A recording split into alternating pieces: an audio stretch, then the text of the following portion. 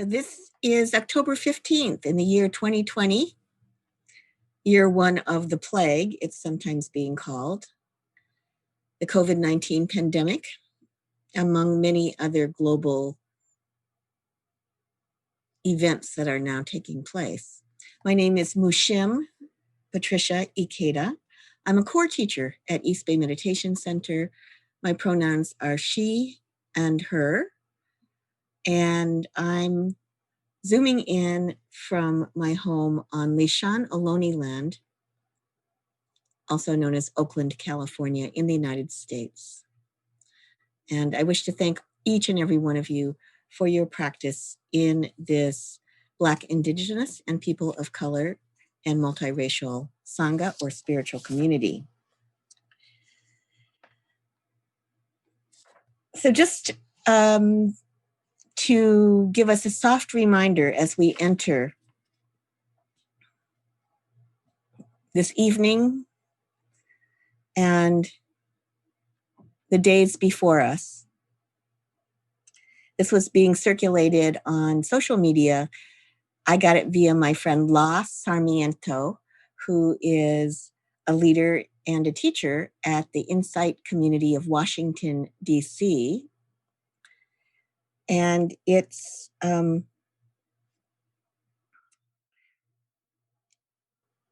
attributed to Lisa Oliveira and says, all of us are currently going through a collective traumatic experience. Trauma is often thought of as too much, too fast, which is exactly what's happening. Of course, you're exhausted.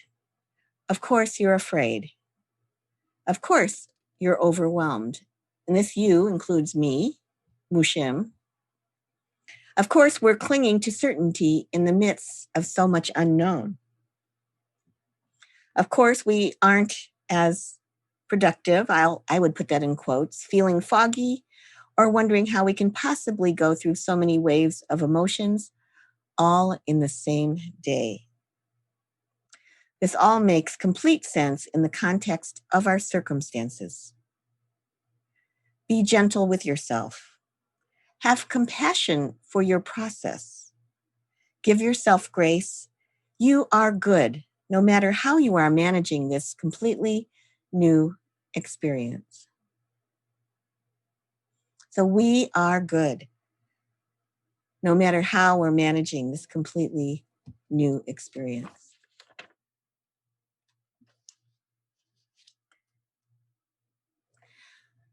Over the break, I had asked our wonderful volunteer, People of Color Sangha coordinators who are volunteering tonight, Julio and Evan, to show some text, and I love the photo. So if you could show it now again. I want to note that today, October 15th, is only a few days past what in the United States is Indigenous Peoples Day. The land I'm on is, as I understand it, traditionally the Lisjan, Lisjan, Ohlone, Ohlone land. And this is a wonderful organization. The Sogorea Te Land Trust is led by urban Indigenous women, and it's here in this area. So I urge you, if you like, to look for a similar organization in your area, and if you're able to do so, please donate to support. Thank you, Julio. You've put the URL of Sogorea Te into our chat also. So it's there for you. Sogorea Te, in the cause of reparations, so important, reparations, has on their website an invitation for each of us in this area to recognize that we're on Indigenous land. And so they invite us to pay what they call the shumi, that means gift, land tax. And they have a formula by which you can, very simple, and you just note whether you're a house owner property owner or whether you rent. And then they give you really a very reasonable figure of a suggested amount to pay for your land tax. So I do pay my land tax. I'm a renter. I'm not an owning property person. And I feel really happy about it. It's a form of the practice of dana, or generous giving, in recognition of gratitude for being on this land. I've now been in this house where I'm in the upper flat for 29 years. I've been renting here for 29 years. So thank you. If we could go back to unsharing that. The title of this talk is Intention and Action. Intention and action in hard times. By this, I mean, how can an investigation you're invited into, how can we have clarity of intention that leads to clarity of wise and beneficial and effective action? How might we use the clarity of action to be able to notice the consequences of our actions collectively and individually, and then how that feeds back into perhaps reclarifying or reforming our intentions to become more skillful? So unless this sounds like a lot of abstract Buddhist talk, I am specifically, I'll just say it, I am talking about the invitation towards political action in social justice movements, the movement for Black Lives Matter, the movement to rematriate the land, and the Indigenous Peoples movements across the land masses on which we live. How is it that going beyond, say, an emotion, which is fine, that can help us to start with an intention, how do we reach clarity of intention, clarity of action, and clarity towards reforming more skillful intentions leading to more skillful actions? So that sounds very active, and it is. And I want to invite us as Black and Indigenous and people of color at this time to carry balance of both and. On one hand, there's that soft reminder that I read at the beginning from apparently Lisa Oliveira. And that might be seen as an encouragement to find ways to go towards what we might call radical rest. On one hand, that kind of nurturing, let's be gentle with ourselves because we are in the midst of an ongoing traumatic series of events. That's how I look at it, at any rate. And so that's one hand, that kind of softness and gentleness. May I be peaceful. May I take good care of myself. Can take your bath and relax, chill out. So there's that kind of energy on one hand and container. Then balancing that on the other hand with encouragement to find seizing this moment for strategic political action.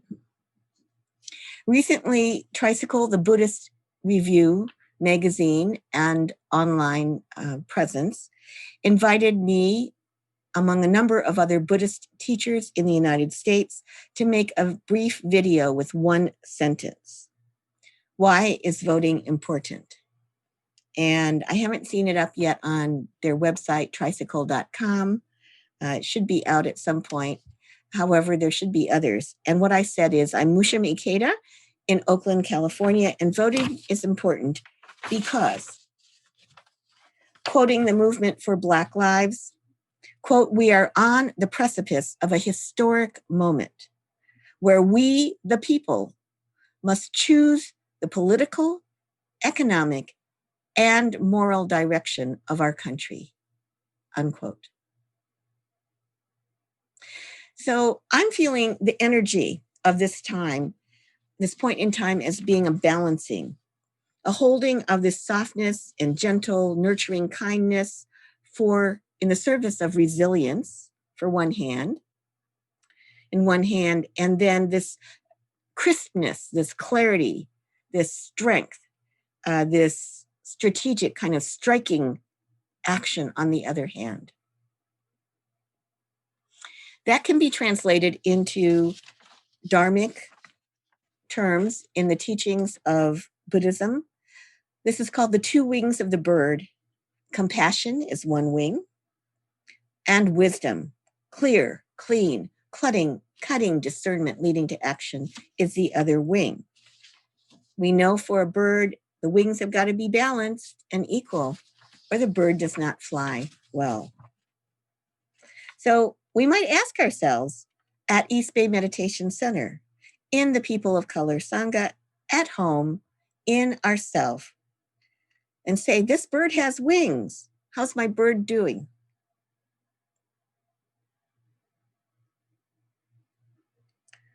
I was given a formula for spiritual being and growth when I originally entered Dharma practice. That was in 1982 in Ann Arbor, Michigan. In 1983, I moved into that temple, the Zen Buddhist temple of Ann Arbor, under a vow of complete poverty and renunciation.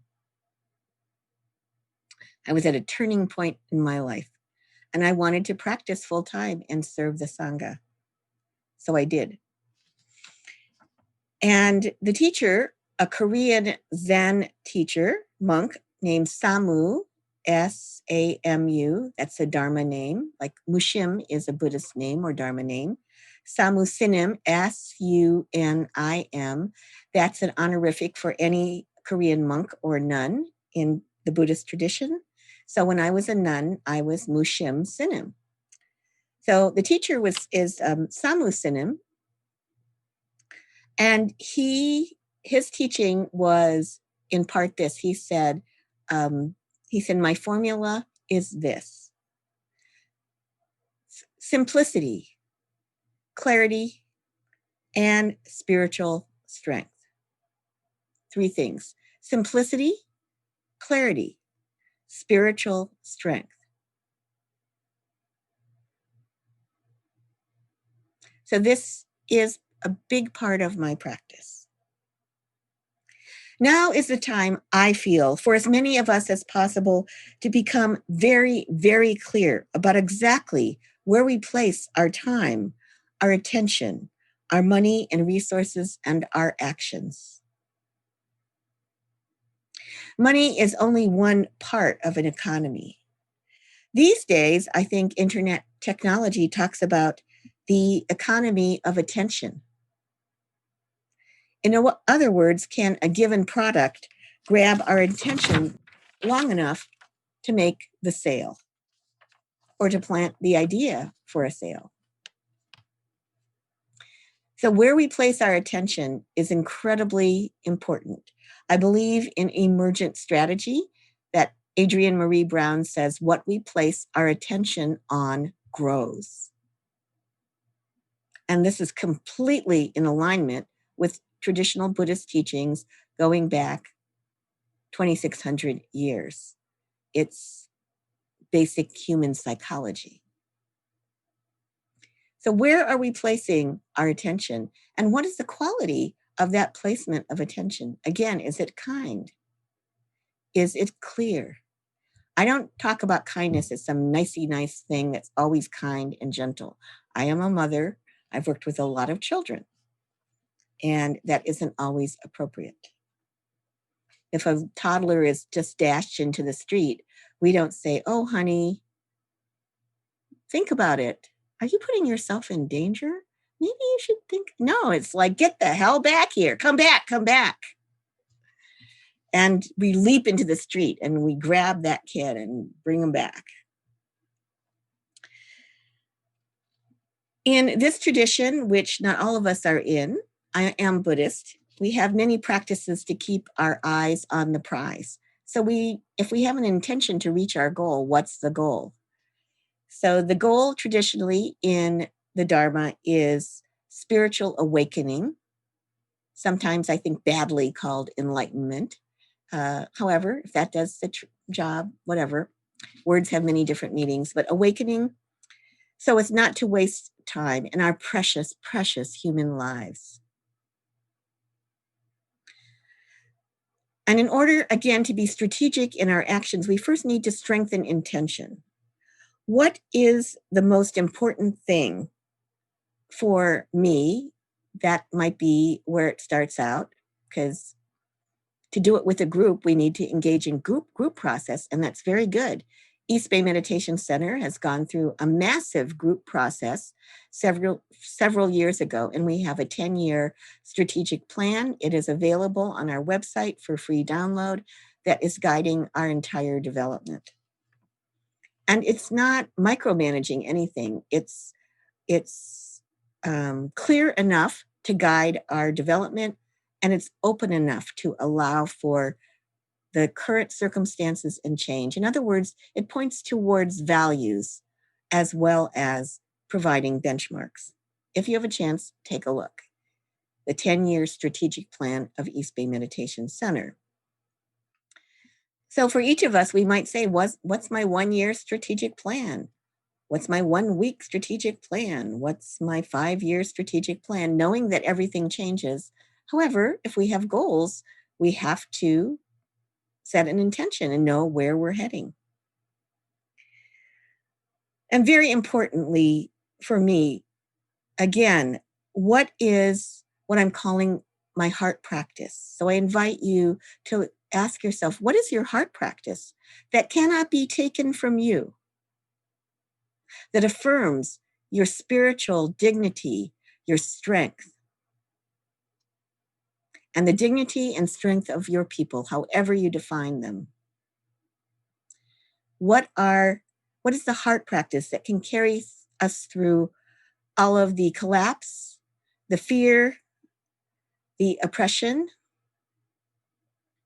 and the opening opportunities during this pandemic, during this time of turmoil surrounding the upcoming election in the United States, and wildfires, climate crisis, and as global citizens, what is happening in other parts of our planet? What will carry us through? So I want to share with you a very short PowerPoint and invite you into a very simple 4-part process that I hope may inspire you to spend some time maybe journaling, meditating, spend some time talking to your most trusted friends, the wise ones in your life. So I'm going to switch now to a screen share. So intention and action in hard times, a process of discernment, 4 mindful steps for us as Black and Indigenous people of color. This is a representation of the same process that I presented to a small alphabet or LGBTQIA2+ group at a Lutheran church in Portland, Oregon on Zoom a little while back. There's a group called The Flame. I was invited to be their speaker, and so it's for members of their alphabet community and allies as well. So intention and action in hard times. And I just invite you, just it's really simple to take a look at what we have here. So 4 steps. Step number 1, to investigate and discern for myself. So with curiosity, with kindness, 2 key things, curiosity and kindness. You're invited to investigate and discern for yourself through prayer, meditation, contemplation, whatever you like, journaling. This question, who am I as a spiritual person? There is no right or wrong answer. These are open questions. These are questions for each of us, if we like, to answer in our own way. And also, again, consult with wise people in your life. We don't have to reinvent any wheels if we can get some help. And ultimately, it is for each of us. Who am I as a spiritual person? Step number 2, we might ask ourselves, as a spiritual person, what is my heart practice or essential practice? And here's what I mean by heart practice. A heart practice, so a practice is something that one does, say a meditation practice. One might have a practice of serving the Sangha, that's service practice. One might have a practice of unconditional loving kindness, metta meditation. One might have a practice of praying every morning and evening. So a heart practice is one that cannot be taken away from you. It does not depend on being in a particular building or place, on special clothing or equipment. It doesn't depend on other people. Other people might join you or not. It doesn't depend. If the other people go away or you can't be with them, you're fine.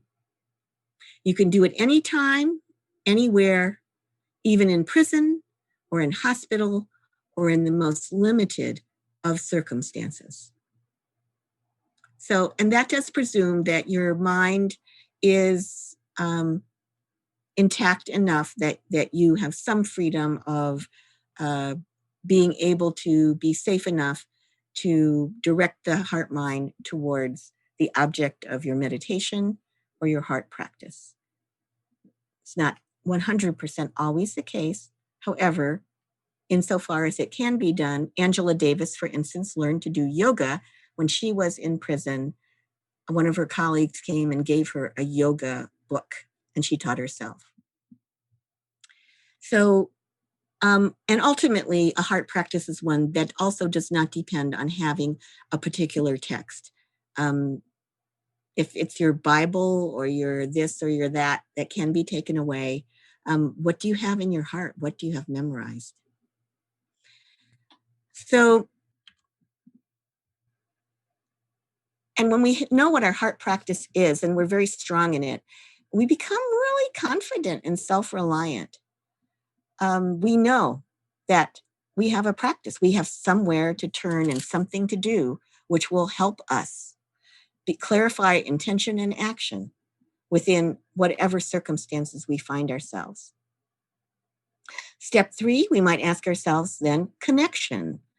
How do I connect with community, spiritual friends, ancestors, whatever we want to connect to?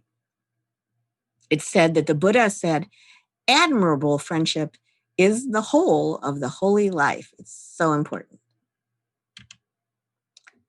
Step 4, as a spiritual person with a heart practice and a community, what is my path of compassionate action in the world? So now that I know who I am, at least for the moment as a spiritual person, now that I know what my heart practice is, now that I've connected to community, I can then say, Mushim, what is your path of compassionate action in the world in the coming week, say? I like to ask myself that question. And to travel my path of compassionate action, it is also useful, friends, to ask ourselves, what is it that I want to bring forward with me from the past and the present? And what might I need to let go of? I can't do everything. I'm one person. And if I'm with a collective, we still can't do everything and all the time. So in order to engage in strategic action towards the goals of liberation, however you may define them, what that liberation means and how it looks, what is it that you might need to let go of? There is something that's called renunciation, or joyfully giving up what is weighing us down in order to go forward.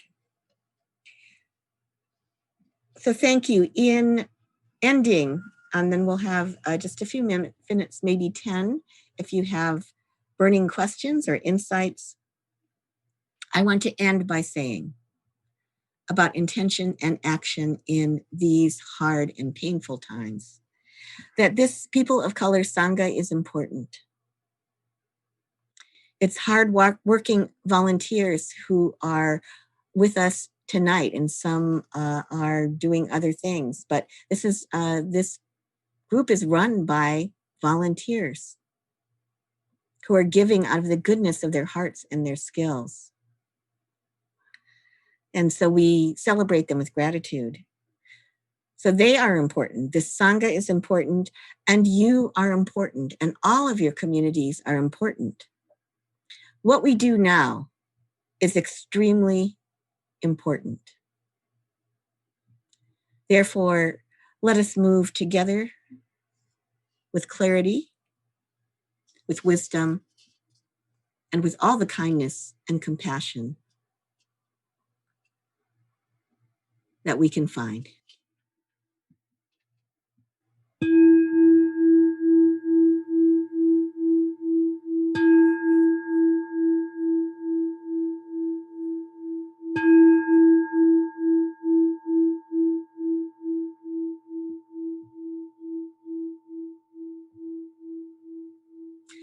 Whatever you're doing to help our people, I can't thank you enough.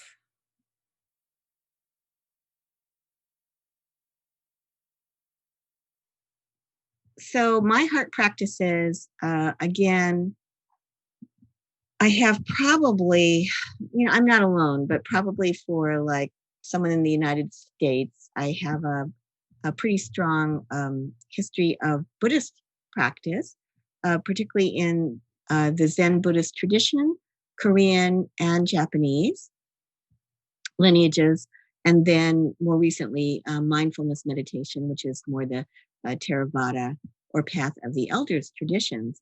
And so I would say that my heart practices are mindfulness meditation and also Zen meditation in a stationary posture.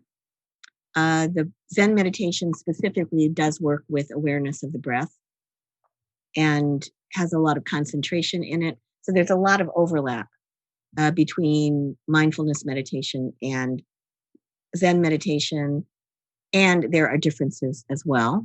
However, it kind of probably looks sort of the same from the outside. So that's a heart practice that it doesn't depend on clothing or gear or meditation mats or cushions. Can really be done anywhere, anytime. That is the purpose of it. And then also I do have a practice of chanting and prayer.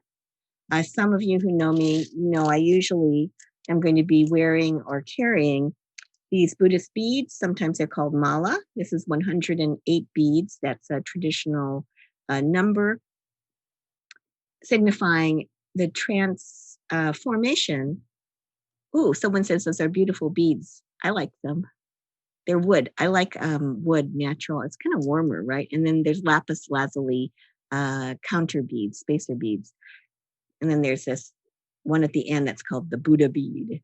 So one practice that I can do without the beads and I can do with the beads is that I'm sliding the beads through my fingers, and with each bead that I touch, I'm aloud or internally saying the name of the Bodhisattva of great compassion in Korean, since that's how I was trained, and that's Kwanseum Bosal. So Kwanseum Bosal, Kwanseum Bosal, great compassion, infinite compassion, unconditional compassion, Kwanseum Bosal. That's the same word name as Kuan Yin. It's the Korean version, Kwanseum Bosal, Kwanseum Bosal. So if you're ever in a meeting with me and someone may be like talking on or something like that, or I'm tired, sometimes people will see me working the beads, and that's what I'm doing. So that's a heart practice. If I don't have the beads, then I'm internally reciting that mantra, Kwanseum Bosal, Kwanseum Bosal. It can also be kind of sung in the form of chanting in different melodies. And there are some retreats, again, in Korea, which is a musical culture, where they'll just chant the name of Kwanseum Bosal for days on end. It's a beautiful practice. Thank you. Anything else? Or it could be a prayer that you've memorized if you come from, say, a Christian or an indigenous culture where prayer is common practice.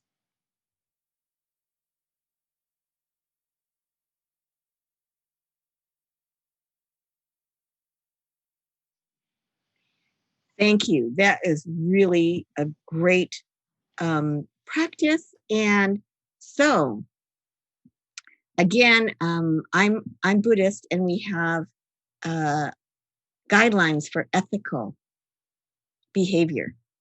And these are called precepts. They're not commandments, they're guidelines. And there are many. However, there's what's called the Big Five. And I'll be teaching on those in May, if all goes well, when I do the Buddhist curriculum at East Bay Meditation Center, probably online starting in January. So we roll on into May, and the hardcore survivors who are left, not that everyone takes all of the curriculum. However, it's really a good class series on the precepts. Our first precept or ethical guideline is to try to refrain from harming. It's essential ahimsa, nonviolence, and that starts with to ourselves. So I don't know what it would mean for you to keep yourself resilient, strong, as joyful as possible, as healthy as possible, because we know mind and body are one. What happens with what we call the mind or emotional states affects our physical body and health. We know that as people of color. And things we can do with our body to say get our heart rate up, or say in yoga, the asanas are forms that then there are corresponding mental and emotional and spiritual states that arise because mind and body are co-arise as one thing, not as two. So ask yourself, what is it that I need to remain resilient and to be whole? Not trauma means injury or wound. So when we talk about healing, we mean becoming whole beings, realizing our holiness through becoming whole. And that could mean many, many things. It might mean that your brain tells you, I should do something. That's a should. And then your body says, oh, no, not so much. That's really making me ill, and I feel terrible and nauseated, or I'm so fatigued, or I'm freaked out and I'm highly anxious. Back off. If we have the choice, back off. Let someone else come forward who can do that task. And save yourself in order to do many more good things that you are capable of doing.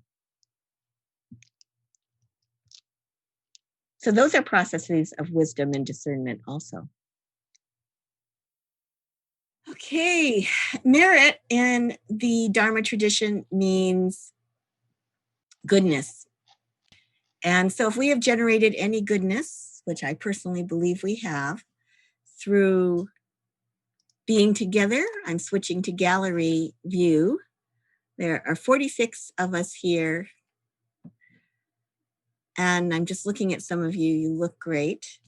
So if we have generated any goodness by being together in community, by practicing the way of wisdom and compassion, and by planting beneficial seeds of liberation in our hearts and minds, may we immediately, knowing that this goodness increases when we give it away. We don't hoard, we don't hold it to ourselves. We can actually get more if we dedicate it to others. So I invite you to bring to mind a living being or part of the land, because that's living too, that you know is suffering. It could be yourself. It could be someone in your family. It could be someone that you've seen on the street. It could be an animal. And bring that being to mind, and you might visualize all of the goodness we've generated pouring forth from our hearts and our minds toward that being, blessing that being, and helping to decrease their suffering. May it be so. Thank you.